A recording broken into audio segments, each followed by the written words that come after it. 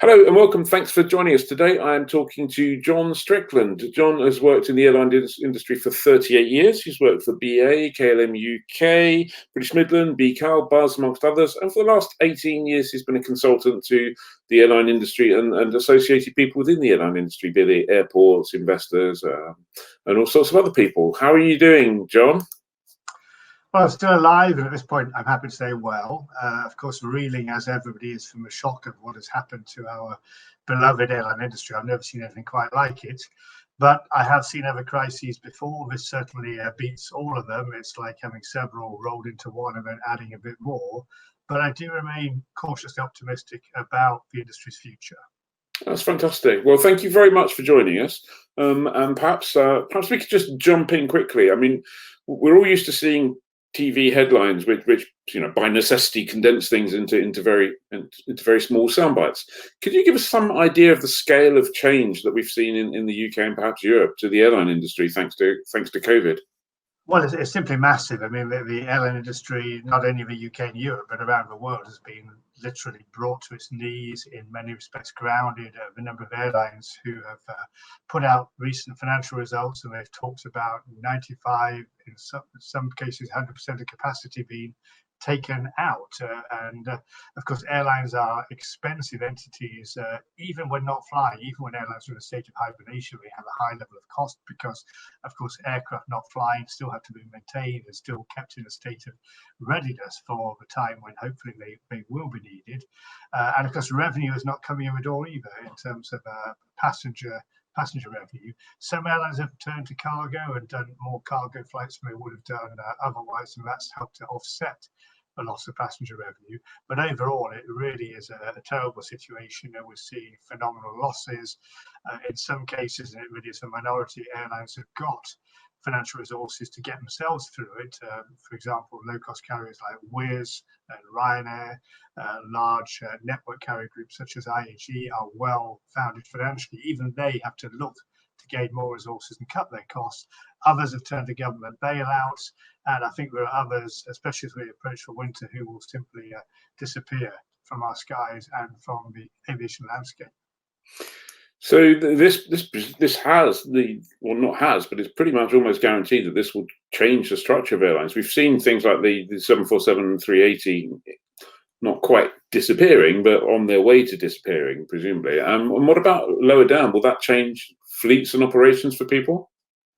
Everything is just so unclear at the present time. We're in this early stage of reaction to the crisis, which is one of decline and saving costs and avoiding cash burn. So, as you say, we've seen some of the largest aircraft, particularly the 747, disappearing from airlines' fleets for good.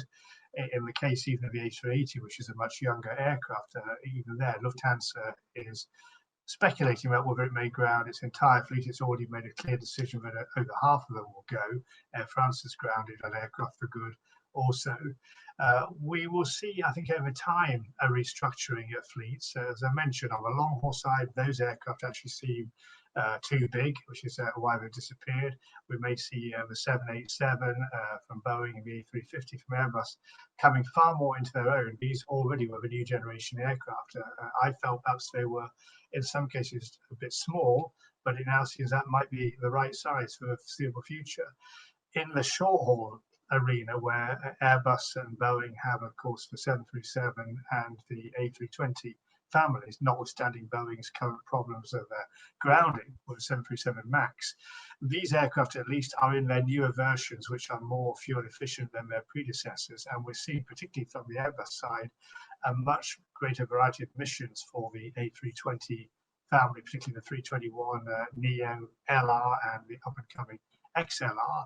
And I think in a few years' time, airlines will be looking for these aircraft to renew their fleets, to give them greater flexibility in choice of mission as to where they operate. But right now, nobody's in the business of buying new aircraft or taking delivery if they can possibly avoid it. We're seeing leases cancelled, aircraft returned to lessors, not only aircraft grounded that are already in airlines' fleets, but new aircraft that were planned to be delivered maybe being deferred by a number of years if they're not cancelled. So it's a difficult time also for manufacturers. And I think we have to really gird our loins, batten down the hatches for a few years before we move to the next stage. I should say also, of course, in the regional aircraft arena, there are changes there too. We were going to see Bombardier, or rather we're going to see Embraer taken over by Boeing. That is now off. Embraer has the new E2 family of aircraft. Bombardier was subsumed by Airbus with regards to the A220. So there's some new aircraft coming through there that are already in service. Again, they're probably going to play a pivotal role in a kind of reconstruction and rebuilding of the industry in a few years' time. So talking about, we've spoken about obviously the 747, 787, and the kind of A320, 737 families, and now a bit about Bombardier. Going, Flybe in the UK was a casualty pre-COVID. There have been various rumours about Flybe version 2 and other. How are we looking for that kind of regional carrier business in the UK?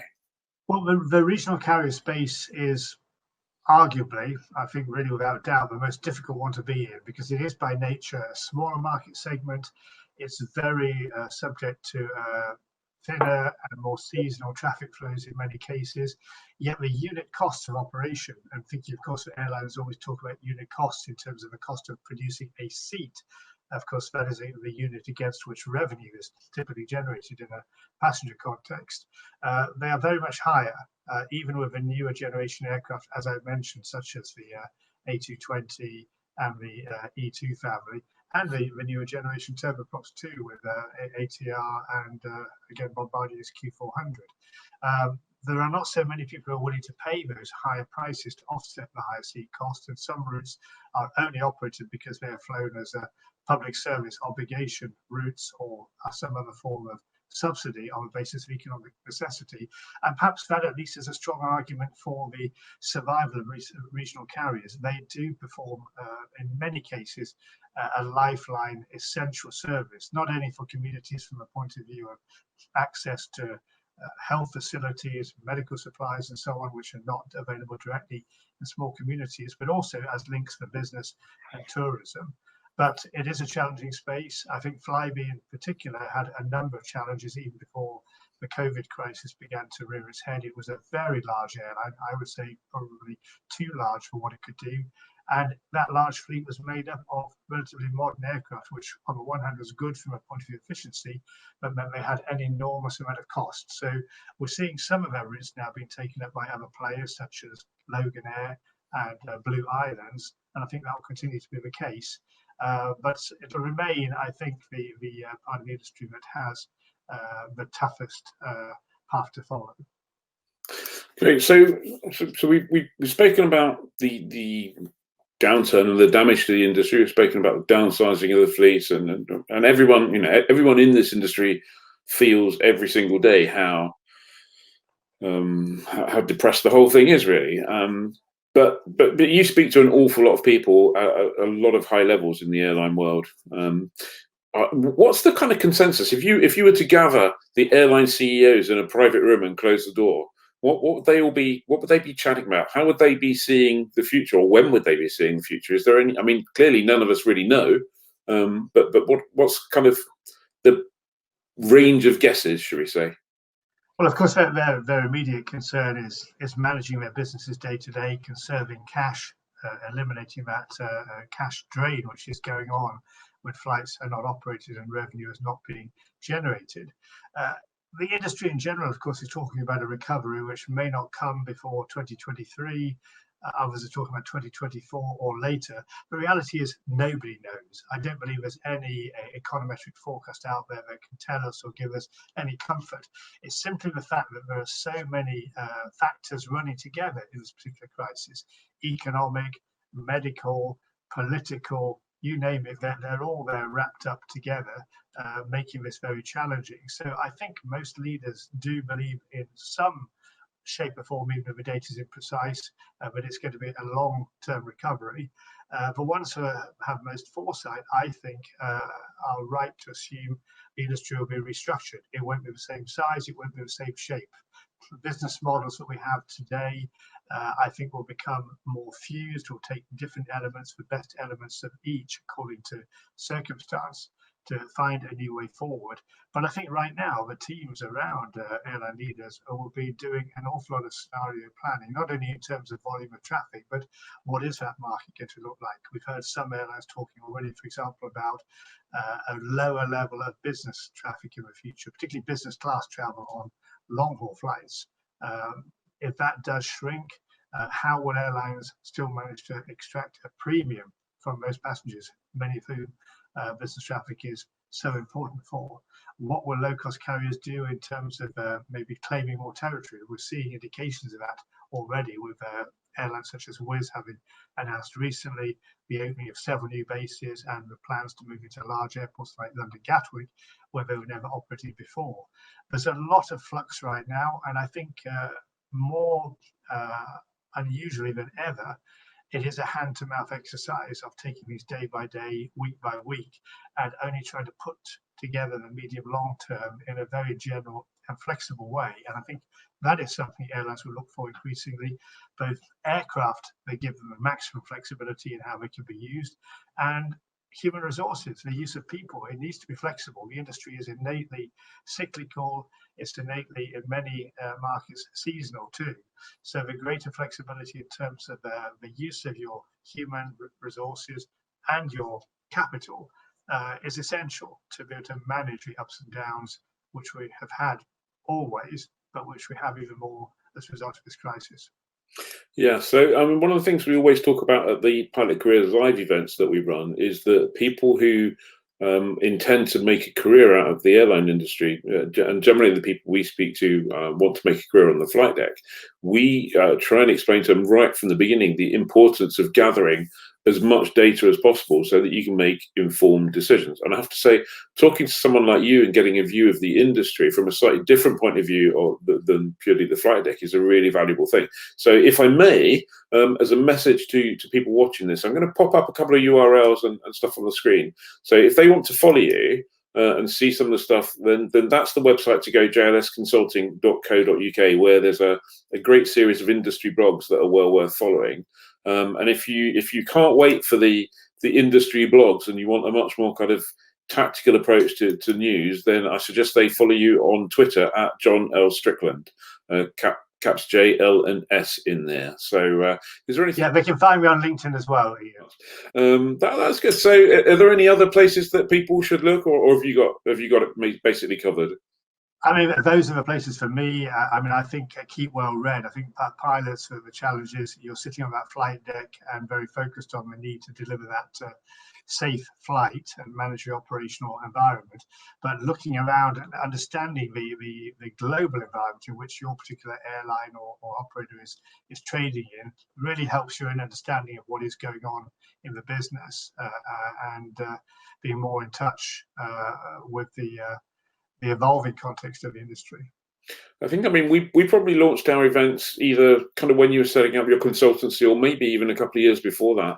And we've seen over the years, we've seen 9/11, we've seen financial crisis, we've seen ups and downs. So clearly, anyone considering entering the profession now, who will they be able to find a job now, that is, and thinking of a 30, 40-year career in the industry, I would certainly say that even post-COVID, they are likely to see something else coming along every 7 to 10 years. So it's probably a good industry to plan ahead, have a plan B, and to enjoy the good times and know that the not so good times are regularly around the corner every 7 to 12 years or so.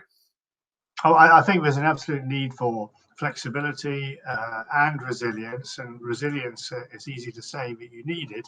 In some ways, it only comes when you survive something that is pretty horrendous and you didn't imagine you were going to get through it.